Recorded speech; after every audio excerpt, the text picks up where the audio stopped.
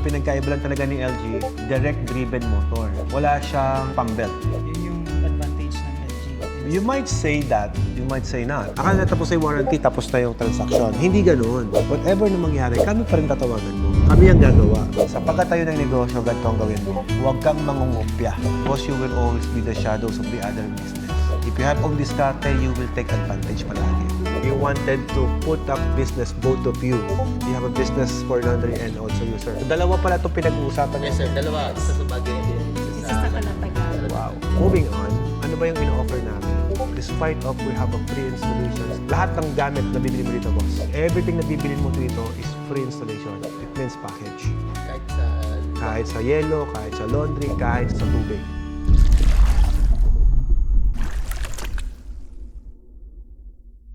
Kamusta, idol? Ikaw ang idol. Naku. Baka meron ka pang mga katanungan, sir, na gusto mong malaman at sagutin natin yan. Nako, ito na, nakalista na yung kanyang mga katanungan. Yan ang magagandang customer, nakalista. Nakalista. Sige, Yung ano yan? spent time Mm-mm. per cycle washing. Technical na po ito, ano? Okay, per load niyan, boss, according to LG, nag-seminar ako, sa kuryente natin, is cost you 1 peso Sa per Korea. load. Yan, kuryente yan. Sa gas naman, kasi gas-operated yan, dahil dryer, 80 cents. According to them, you might compute na 2 pesos. Safe to say. So water consumption, sabihin na natin, boss, rinse, tsaka pag nagsasabon na siya. Depende kasi, i-adjust mo eh. Meron siya kasing setting, boss, na, kunyari, yung wash mo is mild, may Okay. strong, ganun, depende sa setting. So sabihin mo na, boss, yung max load niyan, nasa 50 gallons lang yan eh. Mga ganun lang. Kasi hindi naman sobrang daming tumatapon, sir. Ito, sa mga nagwa-water station plus laundry. Boss, yung reject water ng water station, halos hindi mo ramdaman. Sabihin mo na, sir, ito, worse yung compute mo. Kinumpute mo ng pinakamalaking gastos. Mga 100 gallons siguro. Pero hindi ka abot ng ganun talaga. Imposible kasi yung pag-rinse, konti-konti lang talaga yun. Inaano natin yung LG mo. Lahat naman yan, pare-parehas. O, kasi pare-parehas din lang ng load capacity. Ang pinagkaiba lang talaga ni LG, direct-driven motor. Wala siyang pang-belt. Yun yung advantage ng LG. You might say that, you might say not. Depende yan. Kasi boss, kapag belt na putol, palta mo ng belt, it's okay na. Okay. Pagka yung motor with direct-driven, boss, papalta mo buong motor, pati drum, isang set. Unlike this one, kasira yung belt, belt lang palit. Pero hindi naman basta-basta nasisira. Matagal naman yun bago mangyari yun. You might say na bawi mo na yung puhunan mo bago pa mangyari. Nangyari yun. Pero boss, don't worry kasi may warranty naman. Yung wash and dry, di ba one cycle yun?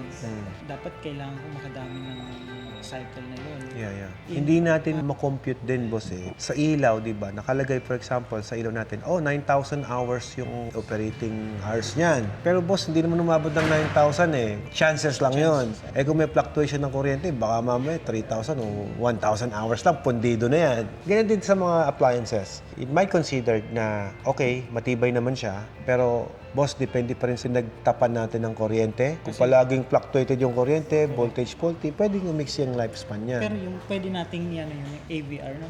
Yes, ABR. But then again, boss, palagi naman tayo may warranty. Yung warranty, boss, yun yung mag-hold sa atin na, you don't need to worry about it. Kasi kapag nasira, paayusin naman namin eh. Pero yung within a year, ma-ROI na kaya yun? Definitely, yes. Basta malakas, tuloy-tuloy ang operation. ROI mo yan. A matter of year lang. Yung iba nga less than eh. Kasi boss, magkano sinisingil mo per load? 170. Pakamura nun. Kasi most of the time, 200 pataas eh. Kung yung 170 mo per load, 8 kilos Kasi may yan. estudyante. Student Oo, mean. stoner meal. Pero kailangan ko bang mag-AVR? Of course. Kailangan ba separate yung breaker na Kung tatlo, kung ako ibukod-bukod mo from the main, ito para sa washing 1, washing 2, washing 3. Pag isang set ng isang set, from the breaker, if one set, boss, in case na may problem yung isa baba mo lang yung isa, and then the rest, gumagana pa rin. Mas maganda pa din na i-isolate mo siya. Para at least mas safe lang po yung operation natin. Tsaka hindi po tayo nagpapatay ng buong circuit breaker. Tapos ang maganda gawin mo doon, padaanin mo sa ABR. yung lahat na yun? Lahat. Since 10,000 kilowatts naman yung ginamit mo. So technical yung kausap ko. Mas malalim yung napag-uusapan. Pwede bang i-monitor? Kasi naka-wifi daw yun. Pwede Yeah, pwede naman. Through cellphone, yes. Iko-connect mo siya. Wi-Fi connected. Cycle lang. Tapos tinignan mo, madami pala. Madami pala. Meron, may features naman siya ganun sa LG. Na ano ko kasi dun sa water system, within a year, may filter na pinapalitan. No, it's monthly. Sa water system yun. Ah. Dito naman, ilan kaya yung pwede nating... PMS lang yan, boss. Linis lang talaga. Kasi nagbabara yung exhaust system natin. Yung exhaust na yon, di ba merong mga himulmul ng damit? Pag naiipon po yon, bumabara dun sa exhaust line. So pag bumabara dun, boss, tumatakaw ka na sa gas tsaka sa kuryente nun. Kasi nga nababara na. Instead na lalabas, matutuyo, hindi nangyayari. So yun ang problem. Kaya dapat nililinisan mo siya. Ngayon, kung malakas ang laundry mo, walang tigil talaga, you might do the preventive maintenance every 2 months. Pero kami, mayroon kaming preventive maintenance every 4 months. Ituturo naman namin sa'yo yun. So you'll be the one to do it. Para hindi ka depende sa amin. Mas maganda pa rin kasi, you know how to clean your own laundry. Kasi di tanggal naman lahat yun, boss eh. Alam mo yung exhaust line, pag ganon, di baklas yun. Pag binaklas mo yon, i-out mo lang siya and then tusukin mo lang kasi pwedeng nag-clog na eh. Hindi natin na monitor yan, boss eh. Ikaw yung nandun eh. Wala kami dun eh. Yung sa tubig ba yan? No, sa dryer. Sa washer, wala naman. Yung drain pump lang, sir, in case na nasira. Most of our experience, boss, sa drain pump lang ng higher may problema, pero sa LG, wala eh. Madali naman linisin yung drain pump. Tsaka ituturo naman sa'yo yan, actual. Kasi, boss, nag-discussion tayo dito. Pag talikod mo, nakalimutan mo na yan eh. Correct. Iba pa din yung inactual. O yung ikaw ang gumawa. Dapat ikaw yung kakatikot eh. Iba yun eh. Doon sa warranty naman natin, yung motor, we have 1-year warranty doon. Don't worry, boss. Lahat na nakasuot yan nasa kontrata. Magre-report kasi ako kay Mrs. Oo, huwag mong pahirapan ang buhay mo. Nasa kontrata lahat, boss. Gusto kong i-extend yung warranty. May price ba na pwedeng? Wala namang price, boss. Just call us if you have a problem. Wala tayong ganun. Huwag mong isipin kasi ito ang problema ng mga buyer natin eh. Akala tapos na yung warranty, tapos na yung transaction. Hindi ganun. Whatever na mangyari, kami pa rin tatawagan mo. Kami ang gagawa. Ayusin namin, kung may pyesa papalitan mo, babayar natin. Kasi syempre, may pinalitan tayong pyesa. Kahit sabihin natin, oh, covered ng warranty. Okay din naman kung gagawin natin is parang gawa tayo ng agreement, preventive maintenance agreement natin. I will pay 50,000, whatever na mag-cost dyan, babayaran mo ko. Hindi wala akong babayaran. Okay din yan. Mas more practical, boss. Eh, paano kulang nasira? Eh, di wala kang gastos. Mas maganda, kung may masira, tawagan mo kami, ayusin namin. Correct. Included the drainage, electrical, Yeah. exhaust, may test runs, Lahat. calibration, Yes. accreditation. Yes. Lahat yan nasa contract, boss. Good job. Kasi nililista mo lahat. Kailangan ko mag-report. Oo, re-report kay YP. Kung di ba, lumakas yung business, or kailangan ko mag-add kasi tatlo lang. Yes. Tapos add ako ng Panibagong installation yun. Butasin natin yung panel mo kasi sinetap namin na panel talaga. If you really wanted to add, pwede naman i-request mo sa amin. Pero babayaran mo 25,000 yun. Para sa piping, kasi may expenses kami gagamitin, tsaka sa bowling. Ay, lahat talaga yun ba? Oo, weldingin ulit siya. Makikita mo yung trabaho kasi, uy, matrabaho nga pala, tapos walang bayad. Hindi po tayo ganun. Eh, kung papayag ka na, basta tinayo lang namin doon, bahala ka na, okay lang sa'yo ba yun? Eh, syempre, alam ko, hindi ka papayag. Yung presentation pa rin tayo eh. May na-install na po kayo dun Sa Bicol, ang alam ko meron. para at least ma-visit or something. I don't think you need to do that kasi we need to protect our client din. Huwag mo nang tignan, huwag mo nang kopyahin whatever they have. Sa pagkatayo ng negosyo, ganito ang gawin mo. Huwag kang mangungupya. Boss, you will always be the shadows of the other business. If you have own diskarte, you will take advantage palagi. Ako, I never look my competitor. I never check what they do, what are you doing. I never do that. Magtayo ka ng negosyo on your own. It's a good idea na natuwa ako sa'yo. Sabi mo, boss, tayo ako ng laundry shop with the coffee shop. Brilliant idea. Good job. Kasi wala kang kinopyahan. Idea mo yon. Boss, pero kung kukopyahin mo lang sa iba, yes, you might get the idea. But kung gagayahin mo yung iba, I don't think that is necessary. Okay. Being a supplier, I need to protect my client and protect them. Boss, kung may problema ka sa operation, let me assist you. And then, let's do brainstorming. How would I improve my business? How would I improve my services? Ngayon, kung kaya natin gawin yon, mas okay. Kesa naman, pupuntahan mo yung isang customer natin, sir, ano yung ginagawa natin? Ano? They will feel uncomfortable. Even me, kung pupunta ka doon, kahit ako ni Watermax eh, ano ba yung meron dyan? You will feel also uncomfortable with that. Gusto mo ba yon? Yung customer ko, papuntahin ko sa'yo. Ikaw? Hindi di ba? Ayaw mo din. You put yourself into the other shoes. Ikaw yung client ko. May ibang customer, pinapunta ko sa'yo. Gusto mo ba? You will feel comfortable ba doon? They will get your idea. That is your idea and they getting it for free. Are you willing to give them the diskarte? Oh, napaisip ka. Hindi ka papayag. Same with me. Same with them. So never copy the other company. You have your own diskarte, you have own design, you have own management. Stick to your room. Okay? Okay. Thank you, boss. Most of the time, napunta dito at kagaya nila na may negosyo na, well, siguro blessed lang po tayo na nagkaroon ng maraming customer na nagtitiwala. You want to sit down? Make yourself comfortable, sir? Bali si Ma'am Sher kasi is galing pong US. Yeah. And minessage niya po ako. Gusto niya pong magtayo ng some business in Baguio. To put a water station. You wanted to put up business, both of you. You have a business for laundry and also you, sir. Dalawa pala itong pinag-uusapan Yes sir, natin. dalawa. Isa sa Baguio and then isa Isa sa Calatagan. Wow. Lahat ng nagpunta talaga ito mga negosyante. Thank you po. Sana po ay may deal na. Okay, dito sa Watermax, we offer all kinds of laundries. Yun ang kagandahan. You're in the one-stop shop. Ano bang advantage ni Watermax? Any brand you're looking to, meron kami. Hindi kami exclusive, but you get the best deal. How? We are using a high-end na installations.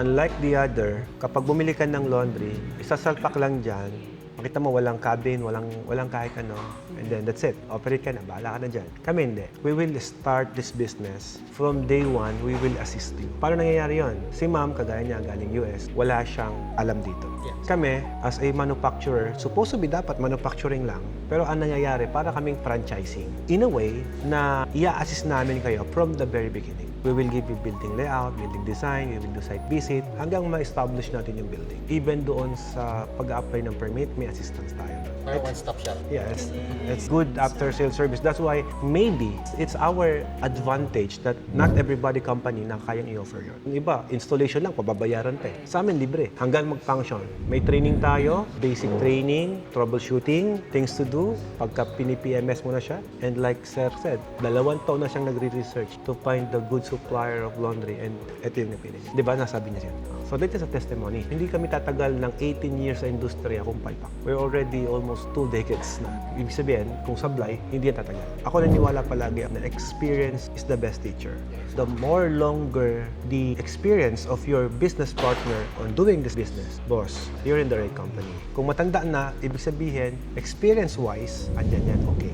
Sample lang ha. When you're buying something in China, we call it the sub-African contractor. Yung mga sub-African contractor na yan, mga 1-year-old pa lang yung company and then they're going to offer you low-end, mura, pero palpak. Kasi unang-una, wala silang company credibility na inaalagahan. Pag dumating sa Pilipinas yung product mo, sablay. Siyempre, bumili ka sa hindi trusted na company, na not reliable, mura, pero still, mapapamura ka talaga. Literal. Yeah. Just like me, nag-import ako ng ibang, for example, the ice machine from China. Mura. But still, ang dami kong pinalitan. Palit ko ng compressor, palit ako ng PFD para bumili ng bago. So basically ako, buti na lang, naiintindihan ko yung sistema. Dahil kung hindi, totally waste lahat yun. Sayang. In layman story, boss, kapag bumili ka sa Pilipinas, ang dami ring mga ganyan na companies. Ang dami ring naggagawa, ang dami ring gumagawa ng ganyang laundry, water station, yellow. But, at the end of the day, boss, are you willing to sacrifice your investment doon sa newbie? 3 taon, 2 taon, 5 taon pa lang yung company? Are you willing to sacrifice your